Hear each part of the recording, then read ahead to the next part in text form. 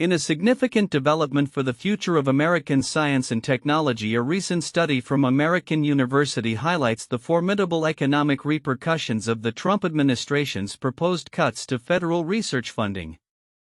As the administration moves towards freezing or canceling billions of dollars in scientific grants, including those vital for institutions such as Columbia and Harvard, economists are sounding the alarm about the potential long-term effects on the U.S. economy. The study's findings are alarming. A 25% reduction in public support for research and development could shrink the U.S. gross domestic product (GDP) by 3.8% over time, an impact comparable to that of the Great Recession, albeit unfolding gradually over years rather than months. It is going to be a decline forever, noted Ignacio Gonzalez, one of the study's authors, emphasizing that the consequences of diminished scientific investment could lead to a permanently smaller economy. The proposed cuts come at a time when U.S. leadership in crucial sectors such as vaccine development, artificial intelligence, and quantum computing is more important than ever. Economists argue that the private sector cannot fully compensate for the loss of government funding, particularly in basic research, which is often too risky and takes years to yield returns. A report from the Federal Reserve Bank of Dallas further supports this view, asserting that government investments in research and development have accounted for at least 20% of U.S. productivity growth since World War II. The ramifications of these cuts extend beyond mere economic statistics. According to researchers, reduced funding could stifle innovation and slow productivity growth, leading to a decline in government revenues, a paradox where short-term savings could result in long-term financial distress. A 50% reduction in research funding could see GDP decrease by nearly 7.6%, while a staggering 75% cut could push the economy down by 11.3%, surpassing the declines seen during any recession since the Great Depression. Amid these discussions, a coalition of scientists and higher education leaders has begun rallying public and congressional support to preserve federal funding for research. The Science Coalition recently released a report underscoring the economic growth fueled by federal research investments, with Abigail Robbins, its president, emphasizing research that's happening at one university doesn't just stay in those walls, it has a ripple effect. As the nation grapples with the implications of these proposed budget cuts, the debate around the importance of federal funding for scientific research is likely to intensify. The future of American innovation and competitiveness hangs in the balance, and as the administration prepares to unveil its final budget proposals, the stakes could not be higher. In a parallel narrative of opportunity, the University of Connecticut UConn is taking proactive steps to bolster its academic offerings. The university has announced the launch of a new Bachelor of Science in Equine Science and Management, set to welcome its first cohort in fall 2026. This program is designed to meet the growing demand for professionals in Connecticut's thriving equine industry, which boasts the largest horse population in New England and contributes nearly $40 million annually to the state's economy. Pedram Rezamand, head of UConn's Department of Animal Science, expressed confidence in the program's foundation, stating, "We're not building from scratch, we're building on a strong foundation." The curriculum will blend scientific rigor with hands-on experience, preparing students for careers in equine health, breeding, and management, among other areas. Early interest is promising, with projections of enrolling between 30 and 40 students initially, potentially expanding to 160 within 4 years. As the nation's educational institutions adapt to shifting economic landscapes, UConn's initiative reflects a growing recognition of the importance of specialized training to meet the demands of emerging industries. This development, coupled with the ongoing discussions about federal funding cuts, underscores a pivotal moment for both education and scientific research in the U.S. Looking ahead, the intersection of policy funding and educational innovation will play a critical role in shaping the future of American science and technology. The outcomes of upcoming budget proposals and the success of new academic programs will likely influence the trajectory of the U.S. economy in profound ways. As the world continues to grapple with the repercussions of the COVID-19 pandemic, a significant shift in vaccine technology is taking center stage, particularly in Canada. The recent discussions around RNA vaccines not only highlight their role in combating viral diseases but also emphasize their potential in the fight against cancer. With World Immunization Week serving as a backdrop, experts are drawing attention to Canada's unique position as a leader in RNA vaccine innovation, underscoring its importance for future health security and economic stability. The rapid development of mRNA vaccines during the pandemic was not a spontaneous achievement, it was the culmination of over 60 years of research, much of which occurred in Canada. The foundational work in messenger RNA-mRNA technology, particularly the encapsulation of mRNA and lipid nanoparticles (LNPs), was pioneered by Canadian researchers. Peter Cullis, a biochemistry professor at the University of British Columbia and co-author of a recent article discussing these developments, played a crucial role in this innovation. The LNPs allowed the mRNA to be effectively delivered into human cells, prompting a robust immune response, which was crucial for the success of the Pfizer/BioNTech and Moderna vaccines. These vaccines, which have saved millions of lives, represent just the beginning of RNA technology's potential. Experts like Anna Blakeney, another co-author and assistant professor at UBC, are now focusing on self-amplifying RNA-siRNA as the next frontier in vaccine development. This technology promises to reduce the necessary dosage while enhancing immune responses, ultimately lowering production costs and minimizing side effects. Early studies are already indicating that siRNA vaccines could provide longer-lasting immunity and have applications beyond infectious diseases, including cancer therapies. The implications of expanding Canada's RNA vaccine capabilities are profound. The COVID-19 pandemic unveiled vulnerabilities in the global vaccine supply chain, prompting a re-evaluation of reliance on international sources for essential health products. By bolstering domestic production and research capabilities, Canada can not only ensure a more agile response to future health crises but also create high-quality jobs and stimulate economic growth. Additionally, the push for personalized cancer vaccines, which leverage RNA technology to teach the immune system to target specific tumor mutations, represents a groundbreaking approach in oncology that Canada is poised to lead. However, the journey is not without challenges. The pandemic has highlighted disparities in access to vaccines, particularly in rural and Indigenous communities. Addressing these inequities will require tailored solutions and a concerted effort to build trust between health systems and the communities they serve. Furthermore, vaccine hesitancy and misinformation remain significant obstacles that necessitate proactive science communication and public education initiatives. As we reflect on the advancements made during World Immunization Week, it is clear that Canada stands at a pivotal moment in vaccine research and development. With ongoing support from policymakers and a commitment to equitable access, the nation can harness its scientific expertise to lead the next chapter of RNA technology. Whether in the fight against emerging infectious diseases or in the personalized treatment of cancer, the promise of RNA innovations heralds a healthier, more resilient future for all.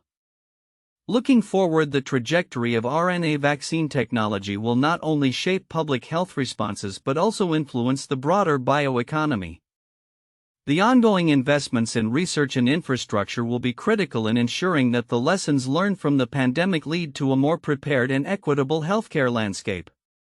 As Canada continues to innovate in this field, the global community will undoubtedly be watching closely, hopeful for a new era in disease prevention and treatment. In a significant week for advancements in cancer research, several noteworthy events and studies have emerged highlighting the intersection of innovation, ethics, and emerging technologies that aim to improve patient outcomes. These developments not only showcase individual achievements but also signal a broader shift in the scientific community toward integrating artificial intelligence (AI) and advanced biomarker research in oncology. One of the most prominent highlights was the election of Corey Abatian, a distinguished cancer researcher at Columbia University, to the National Academy of Sciences, one of the highest honors in the scientific field. As a professor of molecular pharmacology and therapeutics and a member of the Herbert Irving Comprehensive Cancer Center, Abatian's work has been pivotal in understanding genitourinary malignancies. Her groundbreaking research on castration-resistant prostate cancer has unveiled mechanisms of drug resistance, offering potential new targets for treatment. Abachian's election reflects her contributions to cancer prevention and treatment, recognized by her peers and the scientific community alike. Meanwhile, the Vanderbilt Ingram Cancer Center hosted its 26th annual scientific symposium focusing on the role of AI in cancer research and clinical care. This year, graduate students and postdoctoral fellows took the lead in shaping the agenda, emphasizing a collaborative approach to learning and innovation. Keynote speakers included Eikon Ruppin from the National Cancer Institute, who shared insights into precision oncology through computational methods, and Galeri Zadeh from the Mayo Clinic, who discussed using multi-platform molecular analysis of brain tumors to predict responses to therapies. Ruppin highlighted the enriching experience of engaging with the next generation of researchers, stating, "I am enriched talking to you guys. I am learning a lot."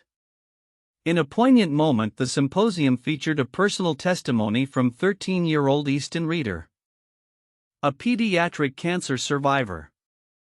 His story underscored the resilience of young patients and the importance of maintaining hope and determination in the face of adversity. In his remarks, Reeder expressed, "I learned that tomorrow isn't a promise and I have to make the best of every moment I have." This testimony resonated with many attending the event, reinforcing the human dimension of cancer research.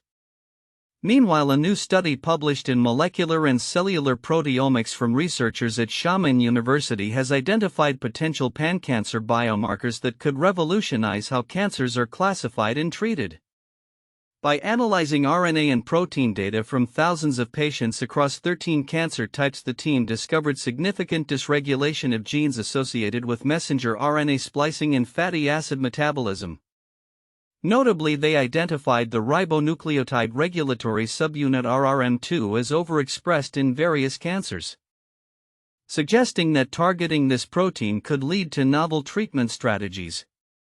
The implications of this research could extend beyond mere identification, potentially informing therapeutic decisions and improving prognostic accuracy for cancer patients. As these developments unfold, they paint a compelling picture of the future of cancer research, a future where collaboration, technological advancements, and patient-centered narratives merge to create a more effective and humane approach to treatment. The integration of AI and robust biomarker research represents a shift toward precision medicine, aiming to tailor treatments to individual patient profiles rather than relying on one-size-fits-all solutions.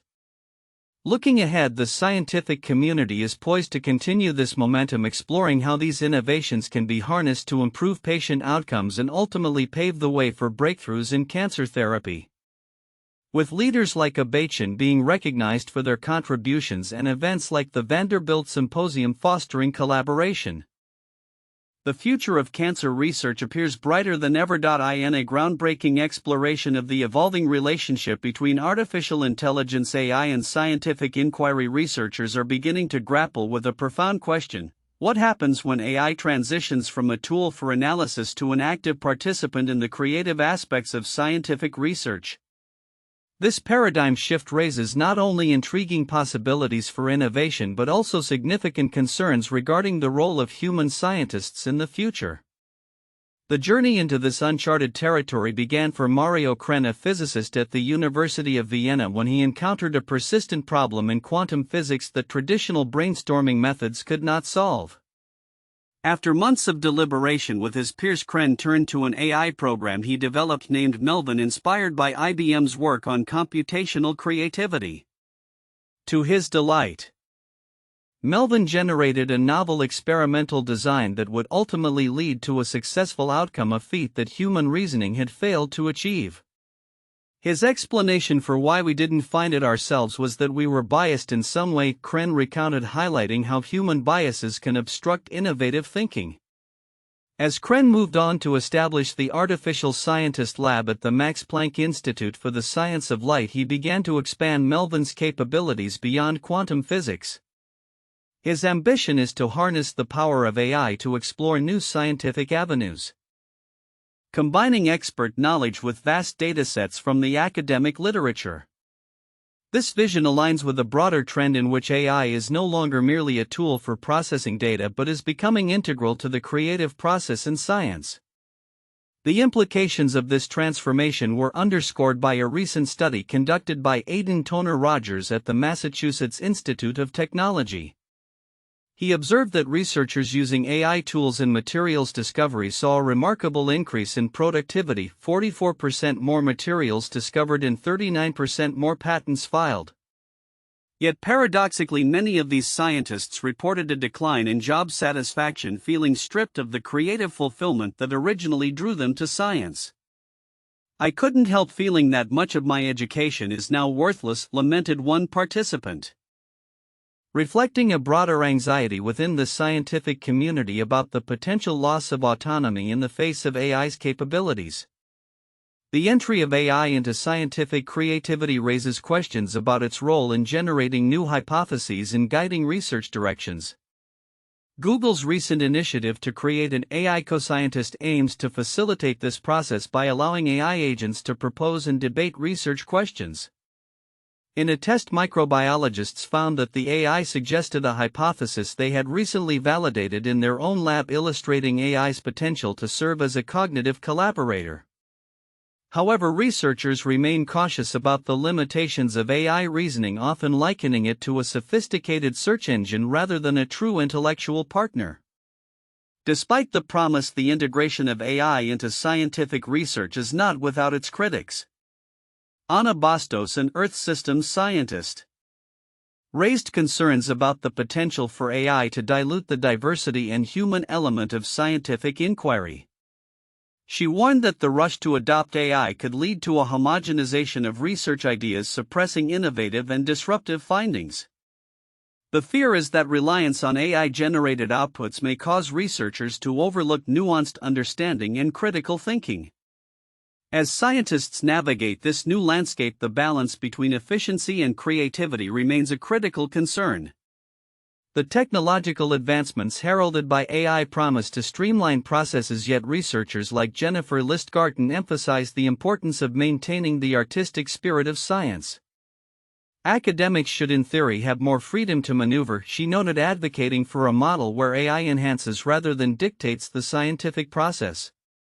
In the coming years, as AI continues to evolve and its applications in science become more sophisticated, the implications for research methodologies and career trajectories in science will be profound. Kren's optimism about the future of AI and scientific creativity is tempered by a recognition of the challenges ahead.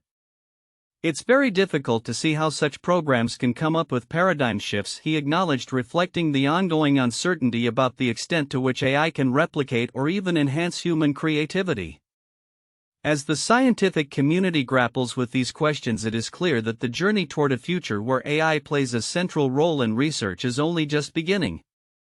The potential for AI to unlock new avenues of inquiry is immense, but the path forward will require careful consideration of the ethical, intellectual, and practical challenges that accompany this transformation. The interplay between AI and human scientists is poised to redefine the landscape of research in ways that we are only beginning to comprehend. In a groundbreaking advancement for nuclear fusion technology, engineers at the University of Surrey have unveiled a novel method to assess the durability of welded components in extreme heat conditions, crucial for the development of future fusion reactors. Their innovative research, which employs advanced microscopic techniques to study the behavior of P91 steel at temperatures reaching 1022 degrees Fahrenheit 550 degrees Celsius, could significantly accelerate the design process for safer and more resilient fusion power plants. Nuclear fusion, the powerhouse of the sun, is heralded as a clean and nearly limitless energy source for Earth. It generates energy through the fusion of light atomic nuclei, in stark contrast to the fission process employed in traditional nuclear reactors, which splits heavy nuclei and produces hazardous waste. As fusion technology moves closer to practical application, understanding the materials that will constitute reactor components becomes increasingly vital. "We first need to make sure fusion reactors are safe and built to last," emphasized Dr. Tan Sui, Associate Professor in Materials Engineering at Surrey and the lead researcher on this project. Collaborating with the UK Atomic Energy Authority UKEA, the National Physical Laboratory in Teskin, the team analysed the effects of residual stress in P91 steel, a material under consideration for fusion reactors. The research revealed that this steel becomes significantly more brittle and loses over 30% of its strength when subjected to the extreme conditions expected in a fusion reactor, highlighting a critical vulnerability. Employing a plasma-focused ion beam and digital image correlation (PFIB-DIC) method, the researchers were able to probe ultra-narrow weld areas previously deemed too small for traditional analysis. Previous studies have looked at material performance at lower temperatures, but we've found a way to test how welded joints behave under real fusion reactor conditions, Dr. Sway noted. This innovative approach offers a detailed map of how stress affects the metal, paving the way for improved structural integrity assessments in fusion technology. The implications of this research extend beyond immediate reactor design. The findings could serve as a foundation for validating computer simulations and AI-driven predictive models, expediting the advancement of fusion projects. With the future commercialization of fusion power on the horizon, this research will play a crucial role in bringing us closer to delivering secure low-carbon electricity at scale, the researchers concluded in their press release. As the field of nuclear fusion continues to evolve, support for advanced research is also gaining momentum in various regions. For instance, in Wisconsin, lawmakers are exploring legislative measures to establish the state as a leader in next-generation nuclear energy. This initiative aims to facilitate the construction of fusion reactors with the backing of both political parties, indicating a broad consensus on the importance of nuclear innovations. Rialta Fusion, a company based in Wisconsin, is currently collaborating with the University of Wisconsin-Madison to develop a magnetic mirror reactor with ambitions to have a commercial reactor operational by the early 2030s. The partnership exemplifies the growing network of expertise and resources dedicated to advancing nuclear fusion technology. "This machine could not have been built anywhere else," remarked Elliot Claveau, an experimental scientist with Rialta Fusion, highlighting Wisconsin's unique position in fusion research.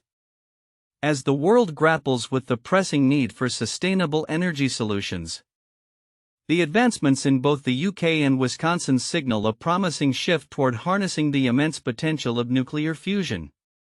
With continued research and supportive policies, the dream of a clean, abundant energy future could soon transition from theory to reality, making fusion a cornerstone of global energy production.